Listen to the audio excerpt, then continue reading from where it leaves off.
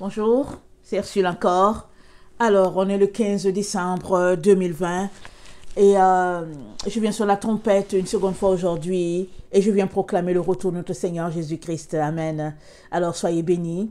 Alors, je viens encore m'excuser pour le téléphone. Alors, j'ai bien fait de le prendre parce que c'est un enfant qui essaie de me joindre de l'école. Alors, vous savez, il aurait insisté, et puis à ne plus en finir. Alors, finalement, je suis contente d'avoir pris le téléphone.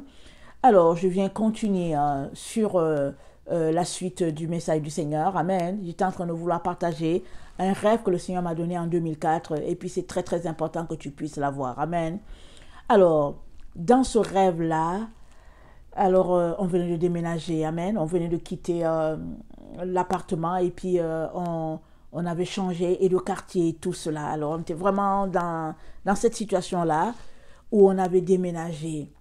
Et sans tarder, le Seigneur me donne aussi le rêve. Et alors, on a déménagé, on avait quitté un appartement, on se retrouve dans une maison, on était un peu plus à l'aise.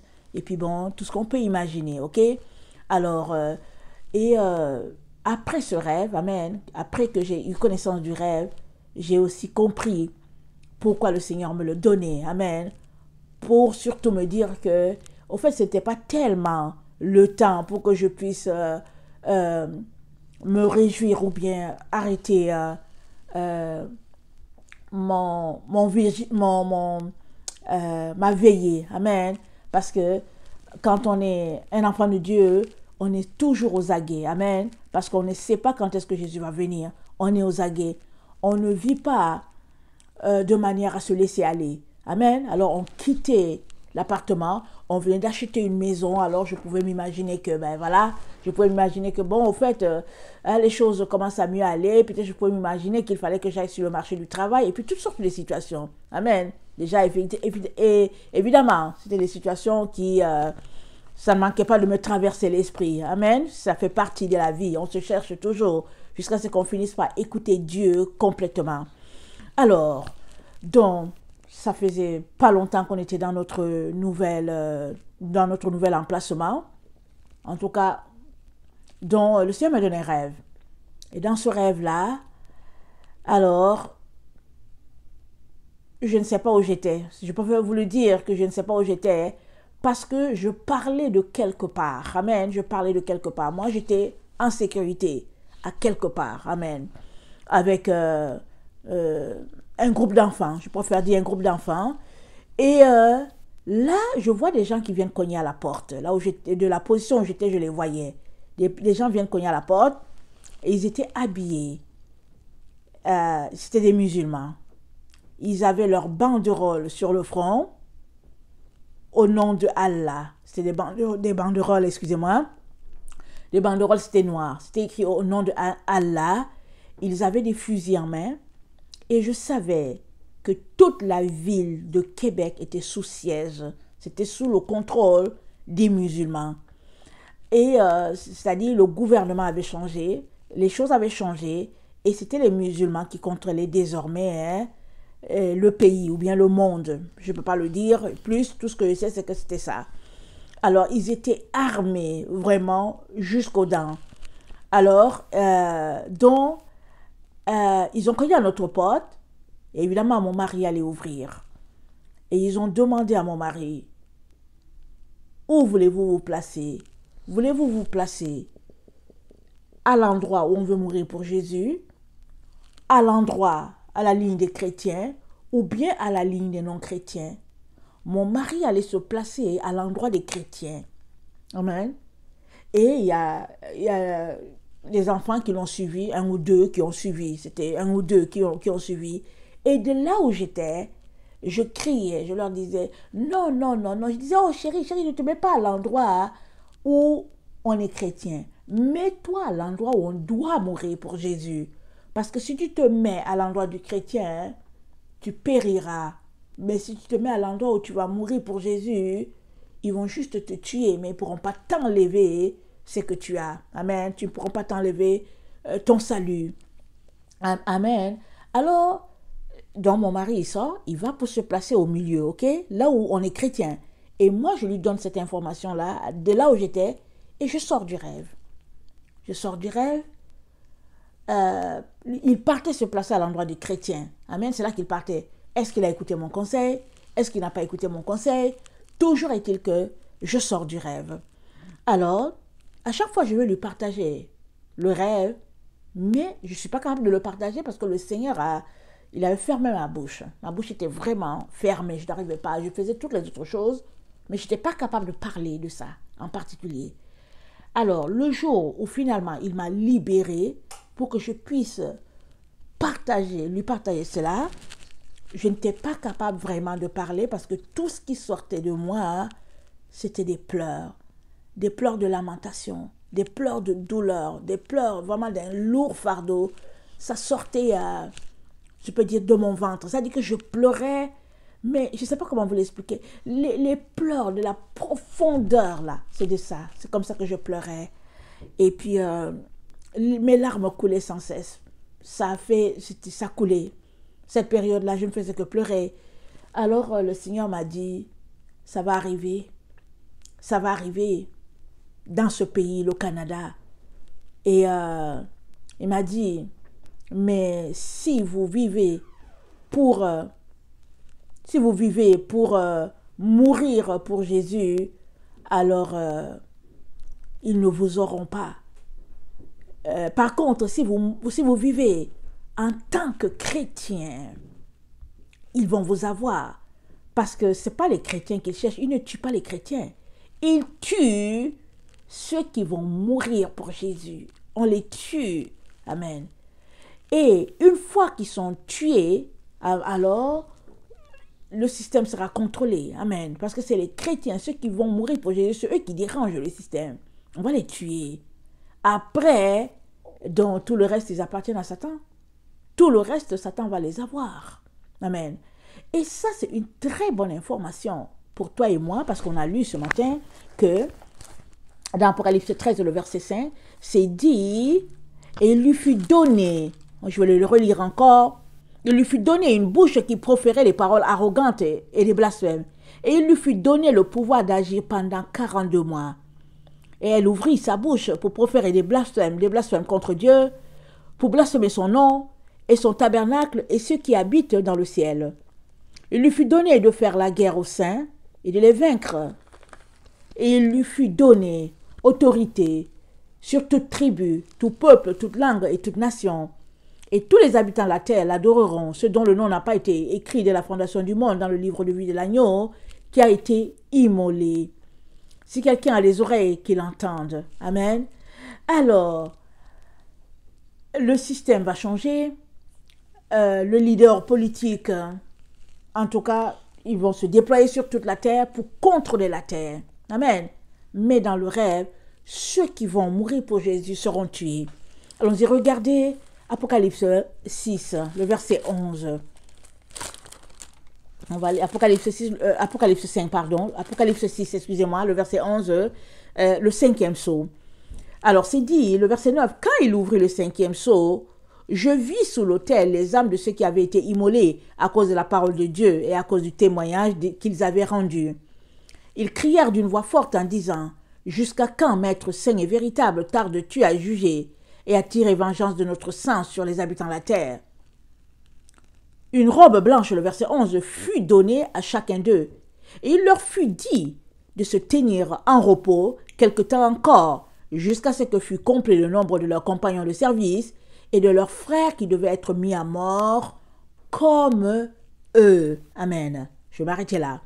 Maintenant, est-ce que ceux-là qui seront mis à mort par ce groupe armé avec les kalachnikovs, avec le foulard sur la tête, au nom de Allah, est-ce que c'est eux qui viendront pour exterminer, pour en finir avec ceux qui ont dit on veut mourir pour Jésus? Je ne sais pas. Mais toujours est-il que ce rêve-là que je partage, ça va dans le sens de celui que j'ai reçu ce matin, où le messager de la fin, lui, il est la porte que Dieu a désignée, qui ferme, amène un groupe. Il est la porte, il est la porte, il était là à la porte, il l'a fermée. Et puis, en avant de lui, il y avait une foule qui l'écoutait, amen.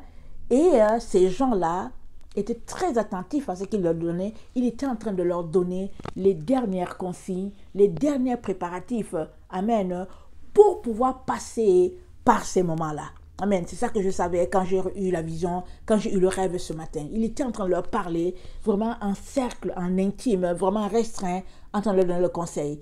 Mais pendant qu'il leur parlait, qu'il donnait le conseil, il était aussi en train de battre la musique parce que il y aurait la joie, c'était la joie, c'était le groupe qui avait été racheté, qui serait sauvé là, comme ça. Alors, maintenant, est-ce que c'est cette scène-là? Je ne sais pas, ok? Je ne sais pas si c'est lié à cela. Mais tout ce que je vais vous dire, c'est que si tu dors encore, je t'encourage à te réveiller. Réveille-toi immédiatement. Réveille-toi. Alors, on est dans les temps de la fin. N'écoute personne qui te dit que c'est lointain. N'écoute pas, n'écoute personne. Écoute ce que je te dis. On est dans les temps de la fin. Et quand tu sais que tu t'en vas en un voyage lointain et que c'est un voyage de vie ou de mort, tu te prépares. Tu te débarrasses des futilités de ce monde et tu te prépares parce qu'il faut que tu comprennes une chose. Babylone, le fief de Babylone, c'est en Occident, là où il y a les 10, amen, les grands, ou bien les G7 ou les G8, je ne sais pas. Le fief de Babylone, c'est là. C'est là que la terreur sera sémée, amen, mais aussi, ça va se répandre sur toute la terre. Rappelez-vous, quand ils ont annoncé que c'était le Covid, ça s'est répandu sur toute la terre en un temps record. Même les pays qui n'avaient rien, qui n'avaient jamais entendu parler, il fallait qu'ils simulent la chose. Il fallait qu'ils disent que oui, il y a le Covid. Et quand on voit même les pays de l'Afrique, prenons-le comme ça, qui portent le masque, qui se demandent c'est quoi leur problème. Est-ce qu'il y a une maladie là-bas ou est-ce qu'ils ont le masque, ils sont là, ils se tiennent. Ils ne font que imiter. Amen. Parce qu'il fallait se mettre, il faut dire qu'on est du système.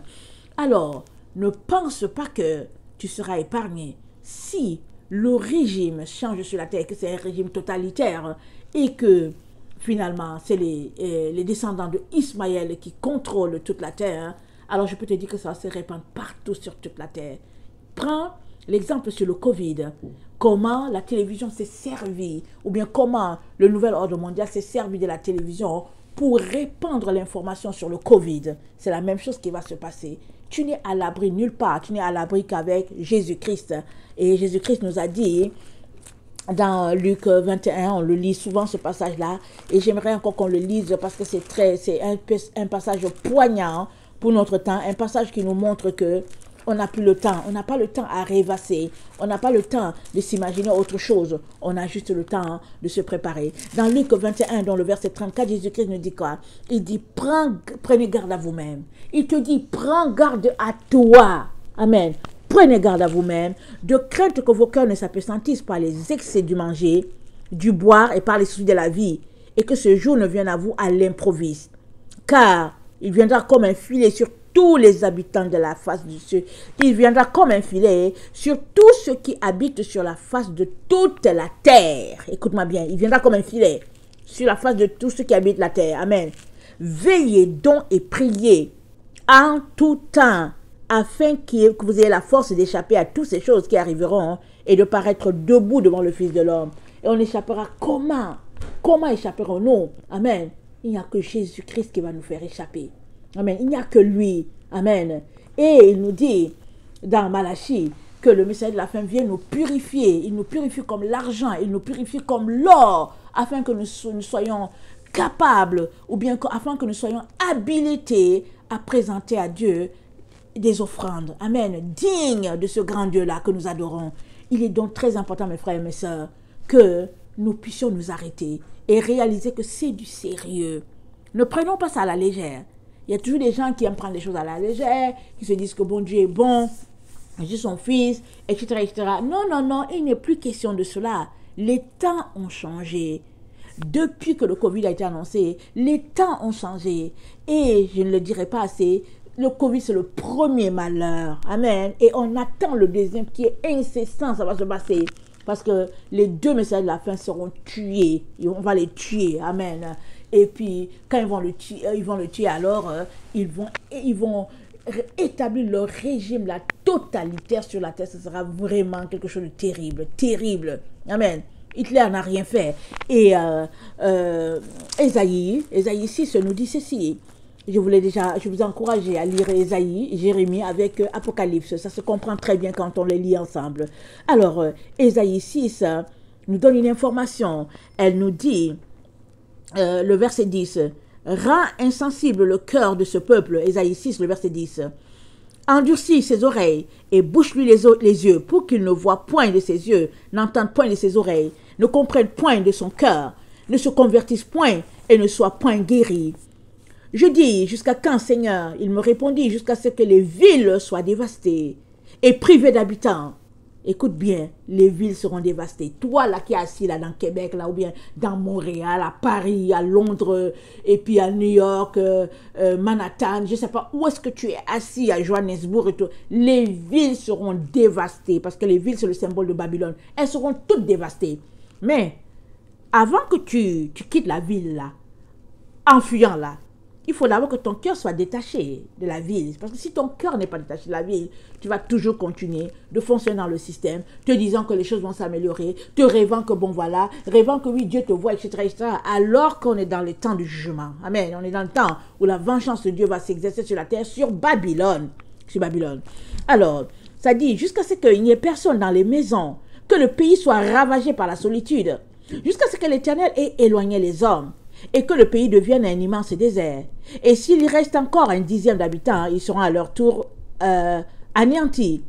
Mais comme le térébinthe et le chêne conservent leur tronc quand ils sont abattus, une sainte postérité renaîtra de ce peuple. Amen.